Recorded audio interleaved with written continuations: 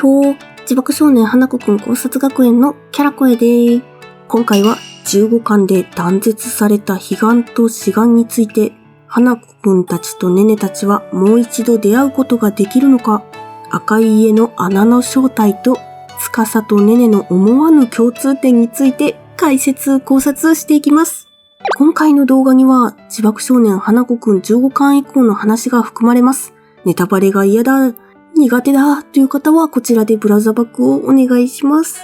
ネタバレ OK だよという方はこのままでお願いします。15巻の内容についてはこちらの動画でおさらいしていますので、まだ見ていない方はそちらも見てみてくださいね。葵ちゃんや花子くんたち怪異ともう会えないのか？教会に行くために頑張るネネとコウ。赤い家の中は実はあそこかもしれない？そして穴の正体とは？それではレッツ花子くん考察。断絶とは。15巻では戻ってこられないはずの彼岸に近い場所から葵ちゃん以外のメンバーは学園に戻ってくることができました。しかし花子くんの様子がおかしく、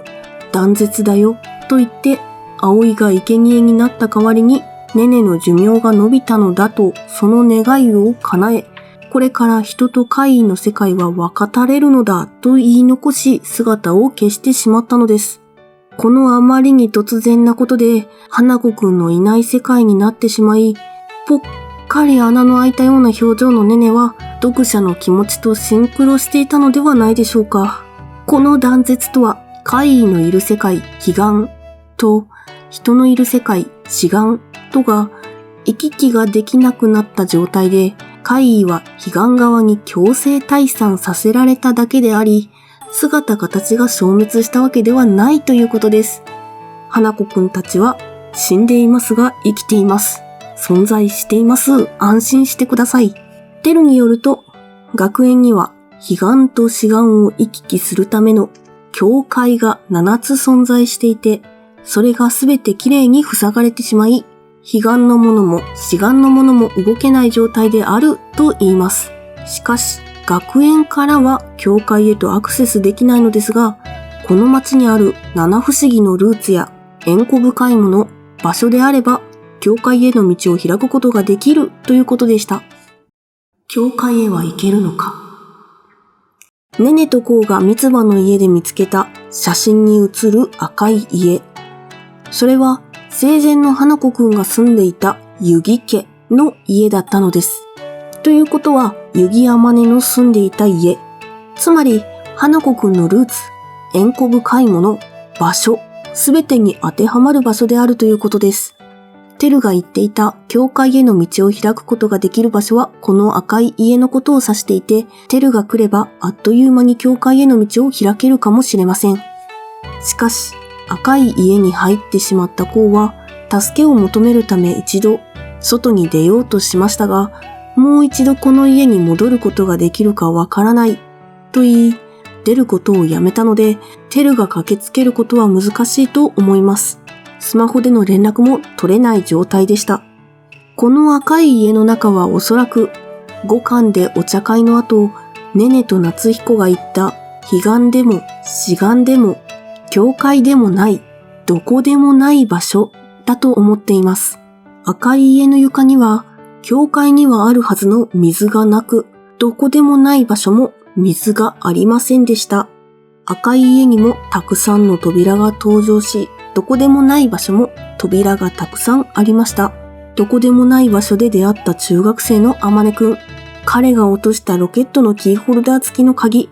あれが活躍する時が来たのではないでしょうか。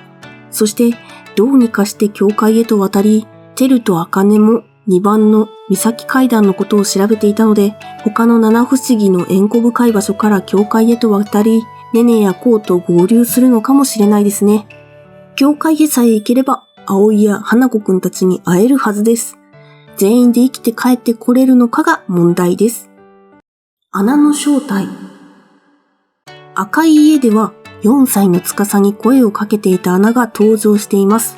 この穴はおそらく14巻の102ページ、葵救出作戦で説明があった学園に開いちゃったっぽい穴と同じものなのではないかと考えられます。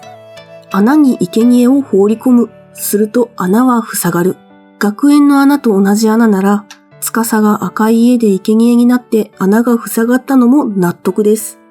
穴には生贄が必要ということ。あの時花子くんは、俺の代に生徒を犠牲にしたことはないかな、と、まるで嘘をついているような描写でした。これは花子くん自身が生贄になったのではないかと考えています。なぜなら花子くんは未来を変えてしまった人物であるからです。穴からする声に願いをかけ、その代償に生贄となった。そうすれば未来が変わったことの辻褄が合うのではないでしょうか。4歳の司が穴に入ったのと同じように、中学生の天音も穴に入り同じ運命をたどったのではないか。赤い家の穴の中から声が言っていたのは、司くん、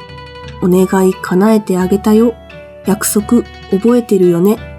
それなら対価を、代償を、見栄を。これは願いの代償に対価が必要ということ。聞き覚えがありますよね。そう、七不思議7番トイレの花子さんの能力と同じなんです。とすれば、穴の中の声の正体は七不思議7番トイレの花子さんなのかもしれません。そうすると、いろいろなことにストーリーが噛み合ってきます。4歳の司に穴の中の声が聞こえたのは、おそらく死に近づいていたから、怪異を認識することができたということ。これは一巻でネネが死に近づいていてトイレの花子さんを呼び出すことができ、花子くんの存在を認識できたことと同じなんです。トイレの花子さんに願いを叶えてもらったものは穴に入り、生贄となる。だからネネは生贄になるはずだった。とすれば、話がつながるのではないでしょうか。それを花子くん自身は知っていて隠していたと考えることもできます。しかし、花子くんはネネのことが好きですから、生贄になってほしくなかった。90歳くらいまで生きたいという願いも叶えてあげたかった。だから、いなくなりたがっていた葵を生贄にしたということかもしれません。ですが、やはり花子くんがそんなことをするとは思えませんよね。断絶の時に言っていた花子くんの言葉は半分くらい嘘で半分くらいが本当なのではないかと疑ってしまいます。なぜなら、花子くんはネネの嫌がる、悲しむことは望んでいないと思うんです。絵空事の時にネネに説教されている DV 彼氏でもあり、縁が結ばれていますので。とすれば、これからネネが動くことで何かがいい方向に変わっていく、その先のことまで考えて行動しているのではないでしょうか。まだまだ謎の残る自爆少年花子くん、断絶をした理由や神様の存在などなど、これからの展開がますます気になりますね。